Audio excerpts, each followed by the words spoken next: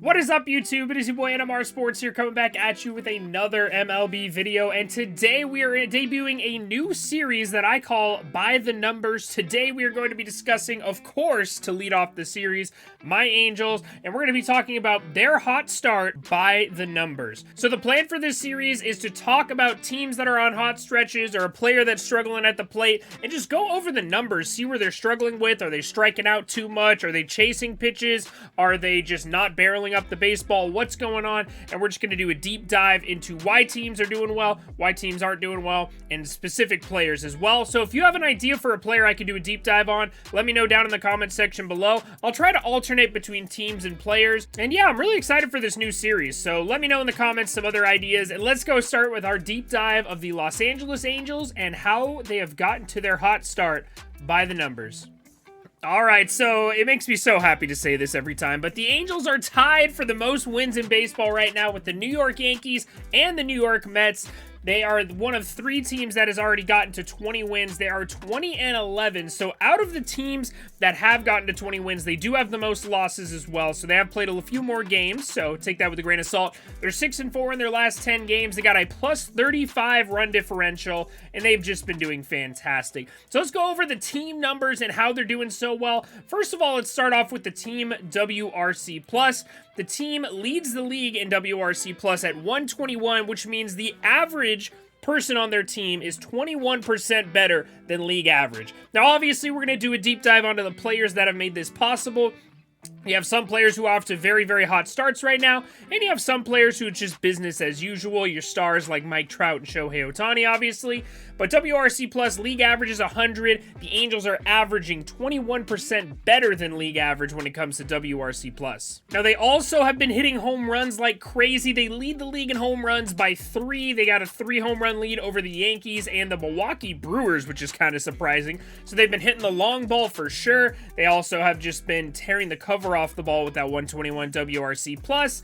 They also lead the league in slugging percentage, which kind of goes hand in hand with the home runs. They got a 2% lead, or 2-point lead over the Philadelphia Phillies. And surprisingly enough, they actually have been striking out quite a bit as well. They are 7th in strikeout percentage at 24.7%, although they are also 5th in walk percentage. So they really just don't swing at a lot of pitches. They are up there looking for their pitch to hit, and when they get it, they are crushing it, which hence the lead league in home runs, the high walk percentage, and the high strikeout. A lot of 3 true outcome baseball with this Angels team, which is why a lot of pitchers have either had dominant starts with a lot of strikeouts, or they've had terrible starts where they implode and give up 10 runs. There hasn't been much in between with this Angels team. Take it from someone who's been watching pretty much all their games. Now let's go through some of the top producers on this Angels team, starting with their everyday players. How have they been performing at the plate and having this hot start? Now it all starts with the best player in baseball overall, Michael Nelson Trout. He's just dominant in every single area of the game. You can see he hits the ball hard. He barrels the ball up like crazy. 100th percentile in barrel percentage.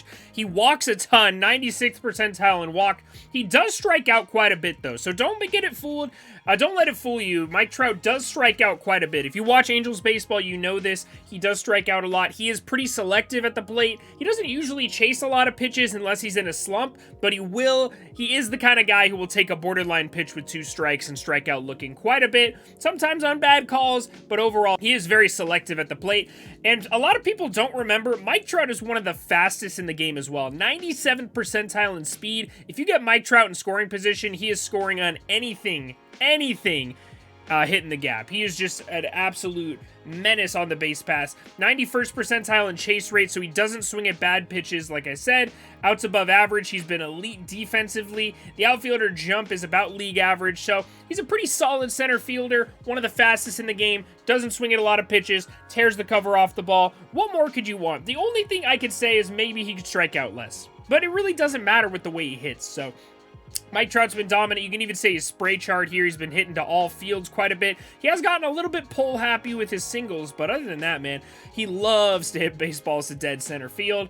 and obviously the best player in baseball, the best player on the Angels. Next up, we got breakout star Taylor Ward. He's been doing fantastic in getting on base. He's in the 100th percentile in walks. He actually leads the league in walks. He isn't qualified amongst qualified players right now. Doesn't have enough plate appearances because they sat him last night, but he has just been an absolute breakout stud. 99th percentile in chase rate, so just like Mike Trout, he actually has a better chase rate than Mike Trout does.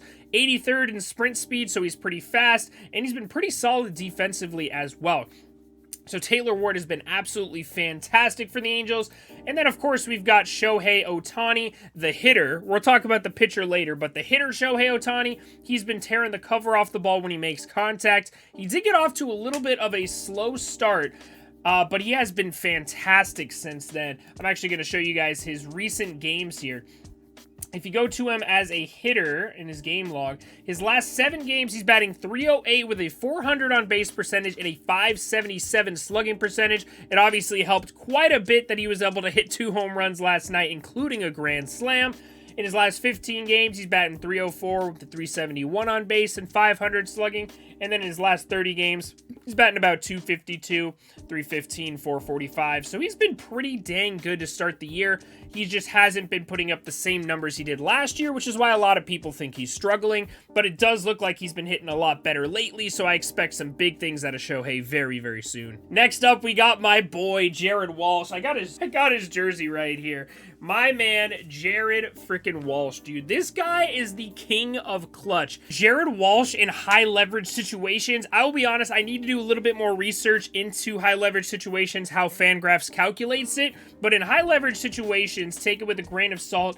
Dude has just been absolutely lights out. There is nobody you want in the entire game of baseball right now. There's nobody you want more with the game on the line up than Jared freaking Walsh. This dude has been phenomenal. We saw his clutch hit the other day in Boston to get the game into extra innings. In high leverage situations this season, he's had 11 at-bats, 13 plate appearances, so he's walked twice. He has 2 home runs in high leverage situations, 9 RBIs, 5 runs scored, batting .545, and in his career, in 74 at-bats in high leverage situations, in 83 plate appearances, he has 8 high leverage home runs. 8 high leverage home runs. He has been absolutely insane when it comes to high leverage. Batting .419. He's only grounded into 4 double plays in those situations, which is huge. He doesn't hit the ball on the ground. He is going to give you a chance every single time he's up in a high leverage situation. So Jared Walsh has been that dude. He's pretty average in most underlying metrics, so he's a little bit above average in most things like average exit velocity, expected batting average, expected slugging. He doesn't walk a ton, and he does strike out a little bit, and he's not the fastest, but he's a very, very solid bat to have in the middle of the lineup. If this is your number 4 or 5 hitter, you are very, very happy. And speaking of which, Anthony Rendon, man, he is really good in a lot of areas. I know a lot of people aren't very high on Anthony Rendon at the moment, but as you can see, he walks a ton. He doesn't chase anything. He is in the 99th percentile, him and Taylor Ward both, when it comes to chase rate. He doesn't swing at a single pitch outside of the zone, basically. He doesn't strike out a ton. He's in the 70th percentile. He's the kind of guy that you just kind of look at him at bat, just kind of relax in the box, waiting for his pitch. If he gets his pitch, he'll crush it. If he doesn't get his pitch, he'll take it. He does strike out just like Trout in those situations where he gets a bad call. But other than that, Anthony Rendon, I think he is due for a breakout pretty soon, so keep an eye out for him. In his 19th percentile and outs above average, if you've watched an Angels game, he passes the eye test at third base. I know he makes errors every once in a while, but he's still a very good ball player. Next, we got Brandon Marsh, who is very, very fast. He does strike out a ton. That's my biggest flaw with him, but he's a great defensive outfielder and a very, very fast outfielder as well. So I really like him being in the lineup somewhere. Definitely a solid guy to have towards the bottom. And then another solid guy, that would be Max Stassi. 97th percentile in barrel percentage. When he swings, he hits the ball extremely hard and extremely far. Every time the ball leaves his bat, I feel like it's going to be a home run. So he is a very, very solid catcher to have there. And those are the only 7 guys that are in the lineup pretty much every single game. Now let's take a look at the pitching staff in the bullpen as well. Going over the pitching staff, we're going to start looking at FIP, which is fielding independent pitching, which basically says how good are the pitchers or how good have they been when you don't factor in any of the good defense that's been played behind them. The Angels have had some very good defense played behind them, that's for sure. And as you can see, the Angels are about league average, 17th in FIP, 3.8 at the moment, which isn't terrible. There's some pretty good teams that are behind them still, but most of the top teams in baseball definitely have been pitching a little bit better. When you split that into starters and relief pitchers, over here I believe we've got starters. Yeah, that's starters. When you look at the starting pitching, the Angels are 12th in starter FIP at 3.57.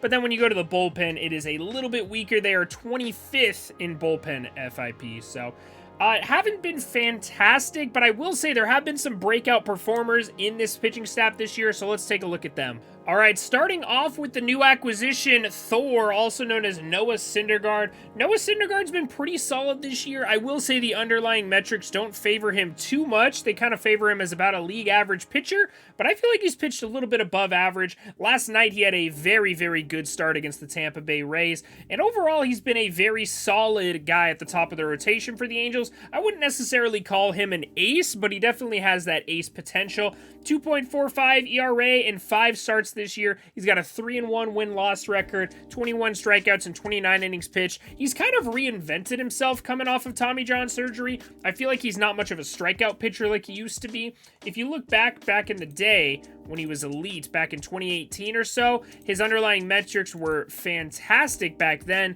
And overall this year, I feel like he hasn't been the same Thor, but he's definitely been a productive Noah Syndergaard. So he's been getting a lot of outs. It's been kind of interesting. Next up, another offseason acquisition, that is Mike Lorenzen. He's been about average as well. The underlying metrics don't favor him a ton either, but he has been putting up some pretty decent results. 3-2 win-loss record with a 4.13 ERA through 5 starts, 28 in the third innings pitched and 21 strikeouts. Almost identical production with a few more runs allowed.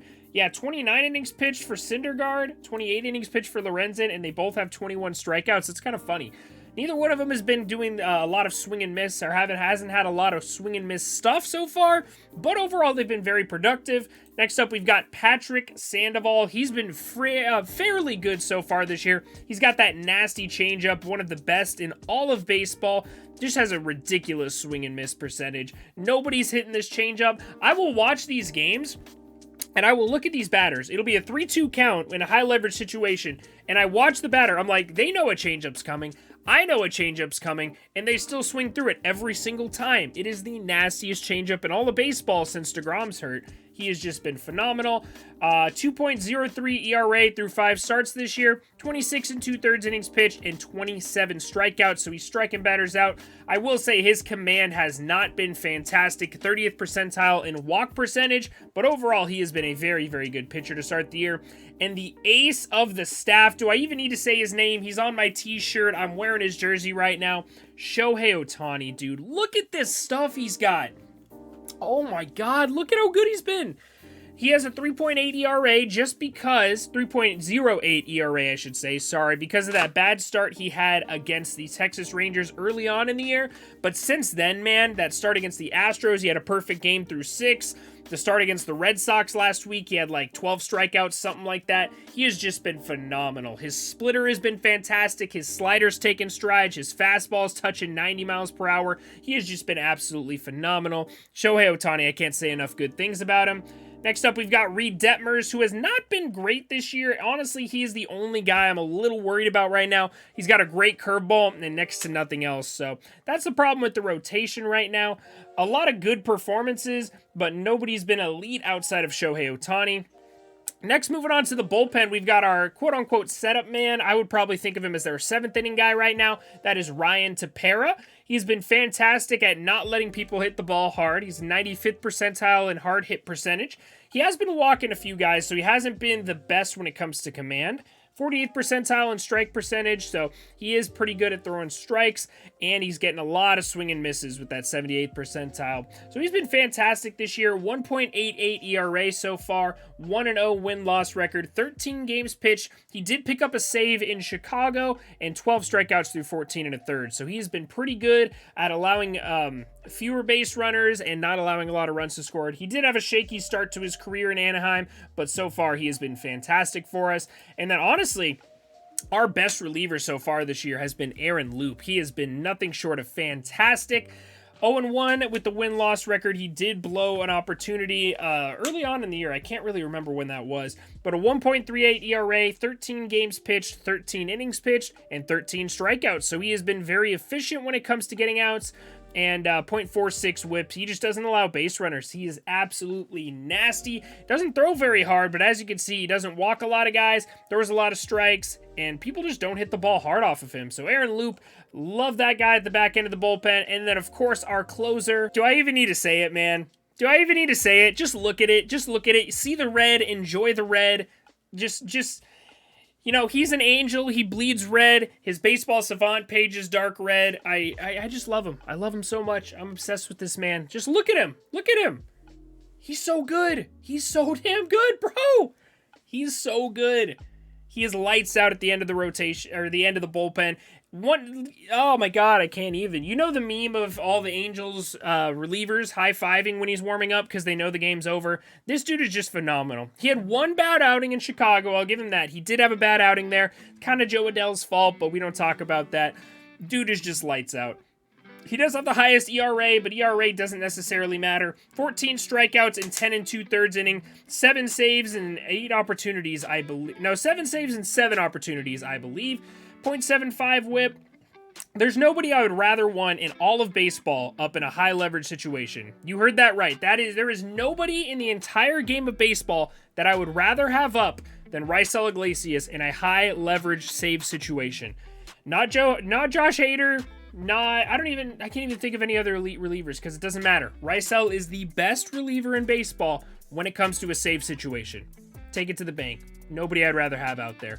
All right, and that is going to do it for us in this first episode of By the Numbers, talking about the Angels' hot start. I know this video did go a little bit long, so let me know if you like this type of video. I'm definitely willing to do more of these deep dives on other teams and players. I did really enjoy doing this and making this video, the research that went into it and whatnot. So definitely let me know if you like this. Leave a like on the video below. It'll help it reach some more baseball fans. And don't forget to hit that subscribe button. We post daily Major League Baseball content on here. And yeah, I appreciate you guys watching. Y'all have a great rest of your day. I will see you all in the next one.